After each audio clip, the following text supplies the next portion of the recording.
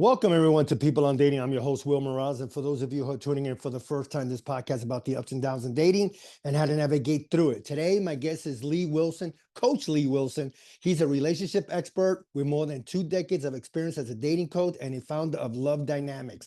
Lee has lectured at several universities, including Pepperdine University. He attended Freed-Hardeman University, Trevecca Nazarene University. Did I get that right?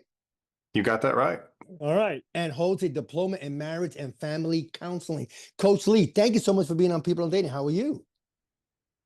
I'm great, Will. Really happy to be here. Thanks for having me. No, it's my pleasure. So, Coach Lee, tell us a little bit about yourself. What was that journey like to get here to today? What was it that you saw in the marketplace that needed Lee Wilson? Well, I was working for a marriage enrichment organization, a nonprofit that primarily worked with marriages that were in crisis, and were just not going to make it without some kind of help. And Mhm. this organization was really good at helping them. And I started a dating website, and people on the dating website, because I was the founder, they knew who I was and they knew that I worked for that organization. So they would send questions about their dating relationships. And this was back in like 2003, 2004. And I would do my best to answer. And by 2007 or 8, I was consulting with a lot of people on their dating relationships. So fast forward to about 2016, and I had left that organization with its founder, and we had started an organization, and I was going out on my own in about 2016, 2017. And I decided I'd put up a couple videos on YouTube, and I thought, I might be able to do some extra coaching, earn a little extra money. And I had very low goals. I honestly just thought maybe I can make 500 extra bucks a month.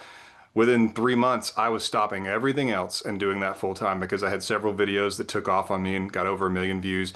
And then Cosmopolitan magazine wanted to interview me. And from there, it's been mostly an ascension. It's been a positive thing.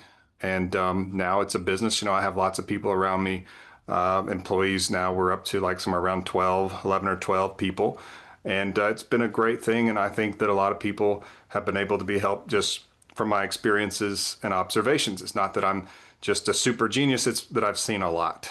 So it's been a positive experience. And I think that lots of people have been helped just from the observations that I've had over 2 decades. Wow. And it's funny, and we're talking with Coach Lee Wilson, and with couples these days, and again, I'm going by what I see online, what I'm reading.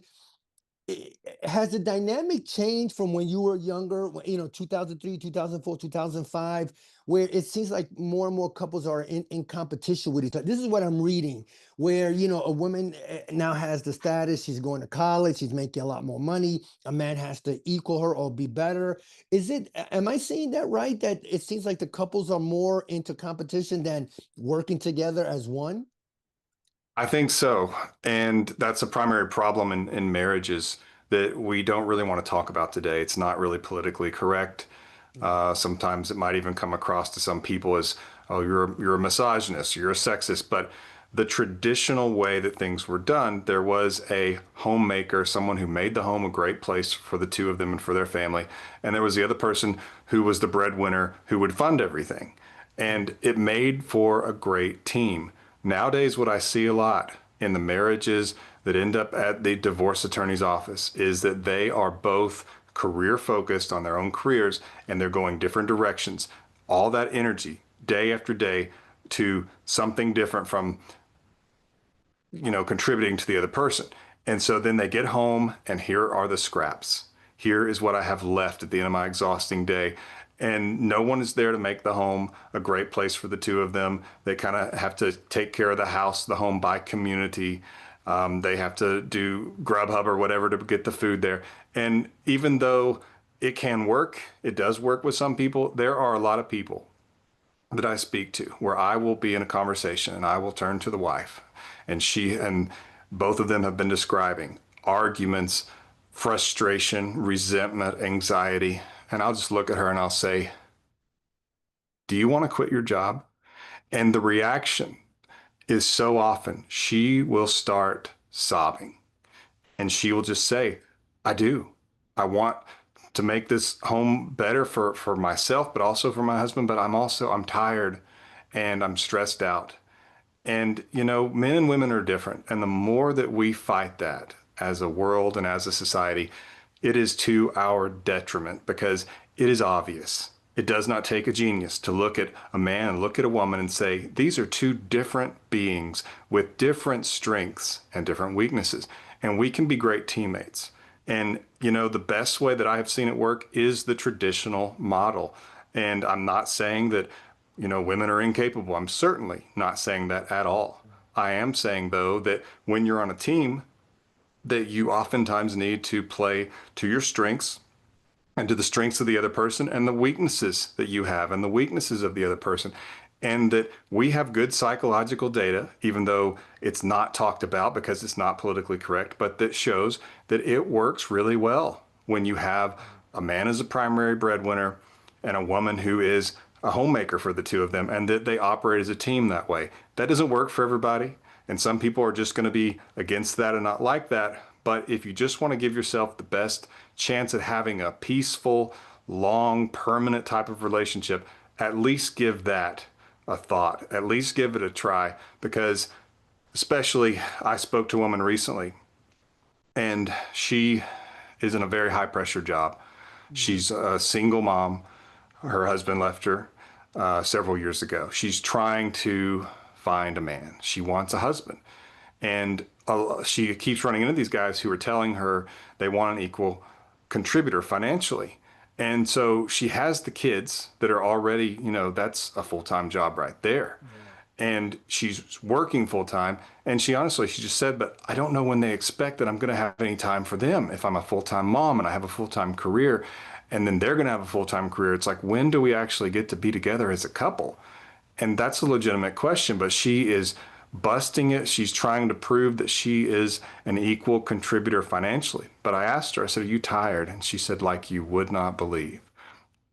And so, again, I just say to people that if you're in a position where you can have a single income home and you have very clearly defined roles, that it actually is easier than if it's all just kind of out in the air where who's going to do this, who's going to do that, it's your turn to do this, it's your turn to do that. And it can cause resentment, it can cause anger, and it can cause people to think, well, you're just seeing this is transactional and things like that.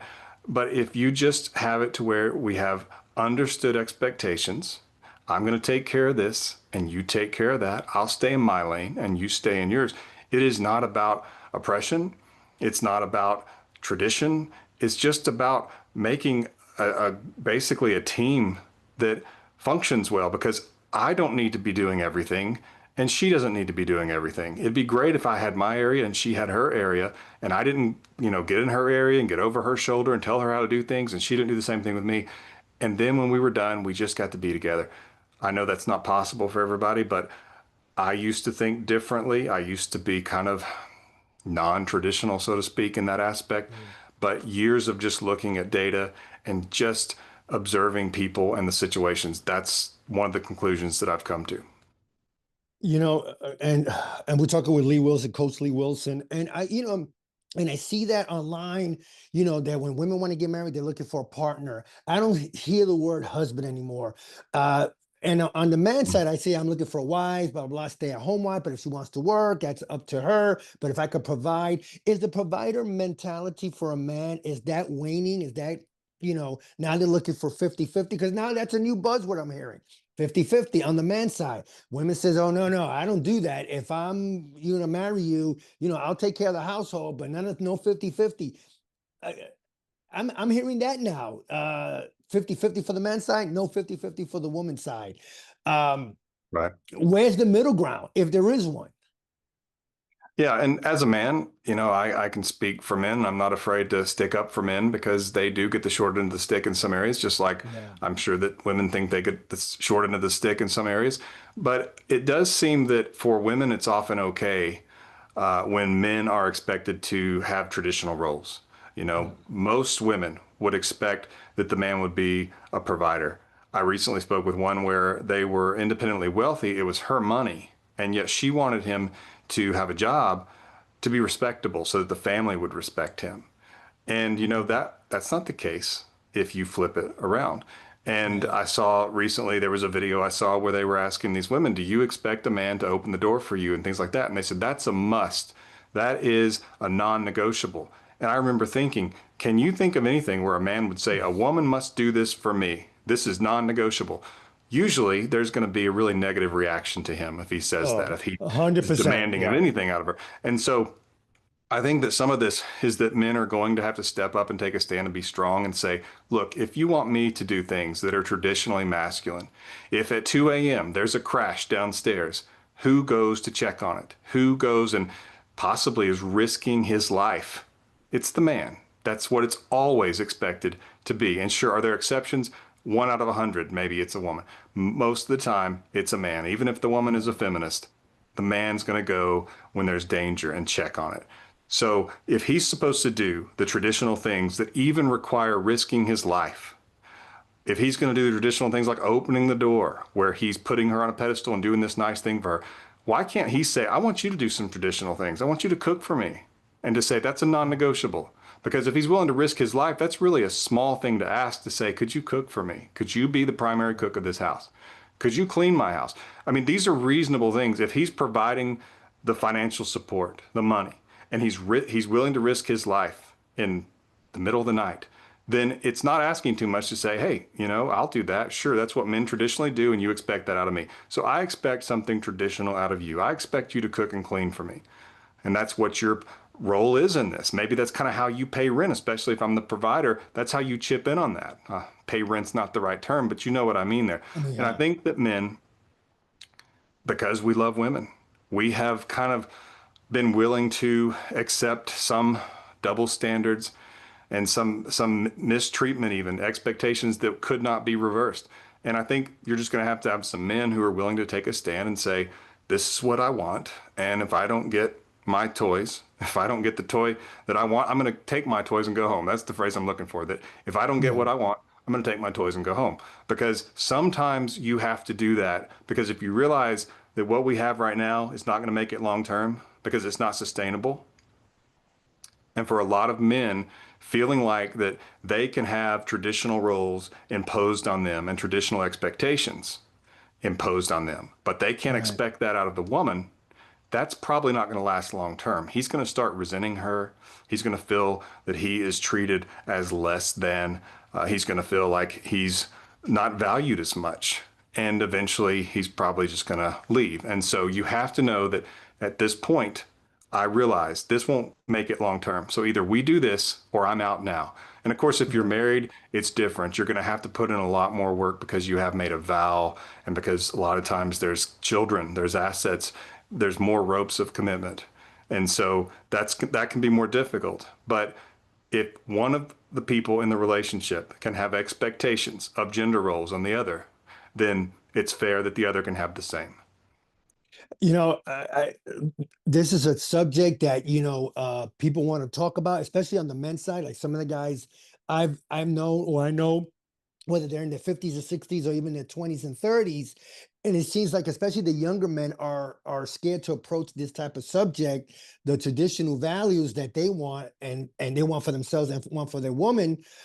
It seems like that's such a touchy subject. So when you work with your clients, the couples, how do you approach that subject when someone, let's say the man wants to be traditional but he wants his woman also to be traditional, but the woman wants, well, I want him to do this but I want to be free to do other stuff. Again, how does, when you do your coaching, how does that come into play? I mean, because that makes it, to me, makes it more difficult for you, because now you got to listen to both sides and determine, okay, this is the best course of action. Tell me if I'm in the ballpark. Well, I do a lot of coaching for guys on masculinity. As a matter of fact, I have a course Okay. called Masculine Destiny. Okay. That course is at masculinedestiny.com. And so when I talk to a lot of guys, sometimes I have to say, there is no alpha male. You're either a man or you're not. You've got to be a man. And I know that that's politically incorrect based on whose terminology. I don't care. I don't care if it's politically incorrect. It's real. And so one of the things I would say, if I were in a relationship like that, and she was sitting there saying, I expect you to do this because that's what a man's supposed to do, but you can't tell me to do something because you think a woman's supposed to do it, I would say, I don't do double standards. And I Mm, would be willing to walk away. It's really that simple. And most men, because they have it within themselves that they're willing to protect a woman, willing to sacrifice even their lives for a woman, they will sacrifice mistreatment. They will tolerate it. They will endure it out of that sacrificial love. It's misplaced, it's warped in that situation, but that's what happens. And you have to be able to recognize that you're doing that. And you have to be able to say, no, I'm not going to do it, which is a masculine thing to do, to have standards. And a lot of men today are weaker than men used to be. yeah. You've heard that phrase, Yeah. strong men create good times. Good times create weak men. Weak men create hard times. Hard Yeah. times create strong men. I think we're in the weak men part of that. We might be coming out of it. I'm not sure, but I think we could be in it. And a lot of men are just going to have to say, I may have a negative consequence of this, but I'm going to have to fulfill my purpose in life and be a man and say, no, I'm not going to be bossed around by you. I'm not going to have these expectations on me that because I'm a man, I have to do this, but I can't have any expectations on you doing something as a woman. That he just says, enough. I'm not going to do the double standards. You can hit the road if you don't like it. And a lot of men don't have the courage to do that. And they need to step up and they need to be men and have that courage and just take that stand. And I was going to say something about that because is it because the men don't want to lose what they think might be a good woman, or they just afraid that they might not get anyone else after that? Because I've seen where, and I read where men, they tolerate, some of the BS that some women might put on them, but they don't want to leave because they might not find anyone else, or they think this is the end all to be all woman. Are you finding that too in your coaching and just everyday life as a as a coach? Yeah, I am. I am. A lot of men operate from scarcity and they don't know, or at least they don't believe in themselves that they can be passively attractive. They think that they have to do something to earn her love or to bribe her or do her enough favors or make her life good enough that she will want to stay with them. They don't believe that they can just say, "Here I am," and be attractive. And so that's what it often takes, is that the man has to say, it's not going to work. If I cannot just be and be attractive, if I cannot just be passively attractive, this will not work long term because I cannot keep bribing and doing all these favors for you and allowing double standards, trying to earn your love because it will not work. It just sets up a dynamic to where she sees him as beneath her, or else he would not be acting that way. And so when Yeah. she sees her, or I'm sorry, when she sees him as beneath her, then she will lose attraction for him because she wants to be with somebody who's at least eye to eye with her, or maybe even above her in terms of how she perceives his value. But if he treats her like a goddess, she will see him as her servant. And so it will become out of balance. She will lose attraction for him. And that's probably happened to a lot of guys. And so they will try to turn the knob up a little more. I'll be even better to this one. I'll make her so happy. I'll spend so much on her. I'll do so much work for her that she will love her life and she will stay with me because of that. But it's kind of like when you give someone a gift. If you and I were out somewhere and a woman came over who you were not physically attracted to, I was not physically attracted to, she was not physically attracted, and she gave us gifts and she said, there's more where that came from. We would like the gifts. This is great. Wow, it's a new camera.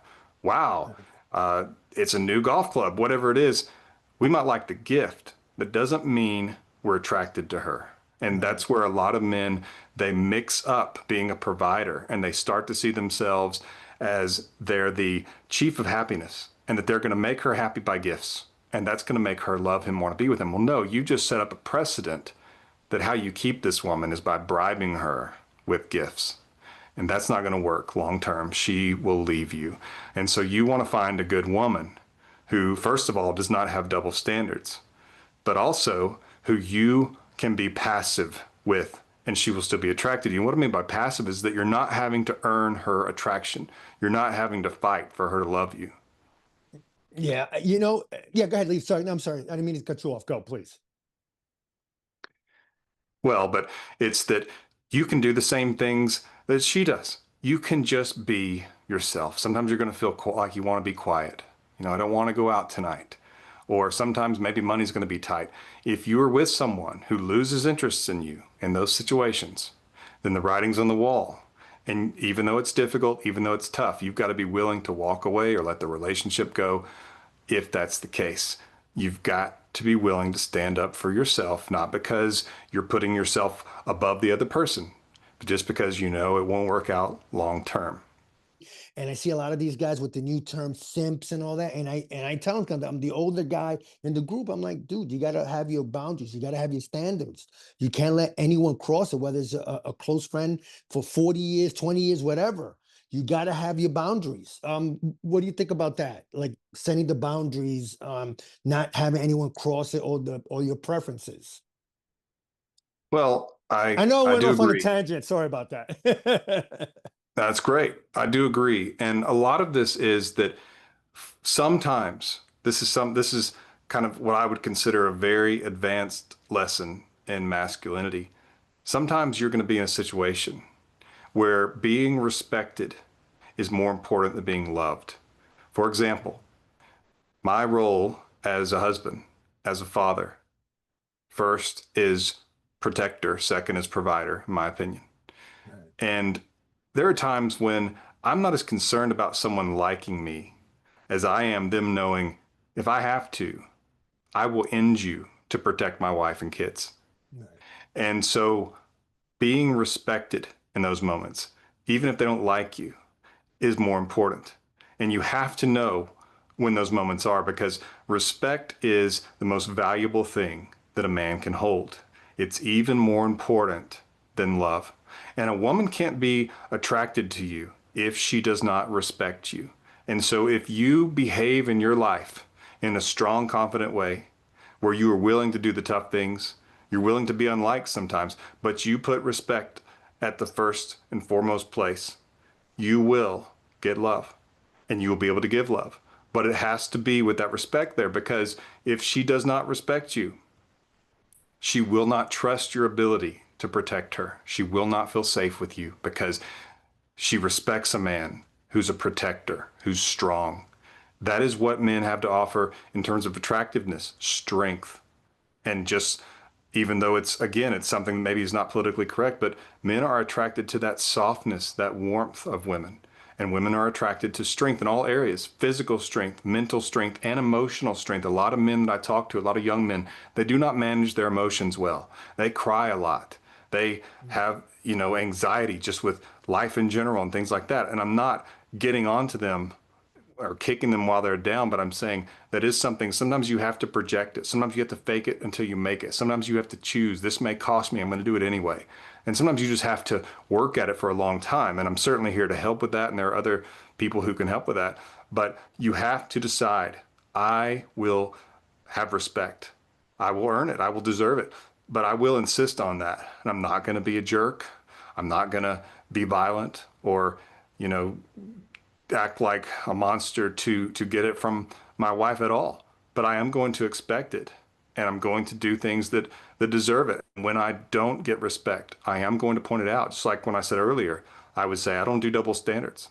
If a woman is being disrespectful to her man, he is fine and within his rights, with his own boundaries, within her boundaries to say, I don't, I'm not going to speak to you like this when you're yelling at me. We're not going to talk about this if you're going to yell. Things like that. Those are small things. But if a man is willing to have those standards and willing to walk away if he's going to be mistreated, and of course, like I said, with marriage, it's a different matter. You're going to have to put more into it. But I'm talking about before you actually marry the person. If she knows you're willing to walk away if she's disrespectful, that is something that you expect from her, just like she has expectations of you, then that is when she can love you, she can treat you well, and she knows she's dealing with a strong man. And sometimes women will test that without even knowing. And again, you don't act like some growling bear or some monster, but you do have those standards. You calmly say, I'm not going to talk to you about this if you're yelling at me, or right. I don't do double standards. And if she continues on as though you didn't say it, you leave. You just walk out. A lot of men don't have the balls to do that because, like you said, they are operating from a scarcity mindset. They think that they have to just be this perfect little boy who obeys, who never rattles the cage, who never knocks over some of the glasses in the china shop, and that's how they're going to get her to like him. That's not how it's going to work. She's looking for strength. She's looking for a man who's stronger than her. That's kind of the whole point. Physically, even in terms of his emotions and things like that, we have different strengths and weaknesses. She is not looking for her equal. She's looking Right. for someone who's stronger than her. She's looking for a man, and you just need to show her that's me. And I want to get along. I want to love you. I want to be good to you. I want to provide for you. I want to treat you like a princess, like my queen. But if you don't treat me like your king, I'm not going to do it. And if a man will just do that, first of all, he's going to get rid of the women who don't have the maturity, who don't have the introspection, and who don't have the empathy to be able to do that. He's going to get rid of them so he doesn't have to deal with them. And the woman who sticks around is going to be the one who recognizes that this is a valuable thing, that masculinity is not toxic. It's valuable, and the world desperately needs it right now. Yeah. Well, first of all, Lee, I want to thank you so much for being on People on Dating. This was, to me, eye-opening, and I definitely want to have you back on. And before I let you go, tell me a little bit more about the website, anything else you want to promote or talk about? Yeah, so masculinedestiny.com is my course for men on being successful with women. I also have the emergency breakup kit. It's at myexbackcoach.com, and you'll see it there, myexbackcoach.com. Mhm. And you can go there. And of course, I'm on YouTube. I have a channel there. If you type in Coach Lee, you'll find me there. All right, sounds good. And before I let you go, a last word about dating and an opinion you want to share. So the most important thing you need to look for in a potential partner is empathy. Are they able to look at you and feel something that they can give you, that they can provide for you, that is dependent on your situation? And I didn't word that very well, but basically it's where they can look at you and they can say, how can I be helpful in this situation? And they can also read the room with you. They're not going to just get on your nerves for no reason. They're not going to act in a way that hurts your feelings without actually feeling guilty about it. You know, things that used to be basic. And if you can get that in a partner where they are empathetic, they don't see you as beneath them, but they see you as someone who deserves their love and even deserves their service. We're all serving each other. And that's what the best relationships do, is they serve each other in the way that they are best prepared to do that by the creator. And so for a man, the best way I can serve my wife as a man is to be her protector and her provider. I play to my strengths. And the best way that she can serve me as a woman is to provide that warmth, that nurturing, which does involve being a homemaker. And obviously, not everyone can do that. Not everyone can live off a single income. But if you can, and if you're willing to make some sacrifices to do that, you'll most likely find that you actually like it a lot. Yeah. Well, again, Lee, thank you so much for being on People on Dating. I love that last word, and I definitely want to have you back on. And again, thank you so much for taking time out of your busy schedule. Thank you, Will. Thanks for having me, man. Yeah, my pleasure. Bye bye.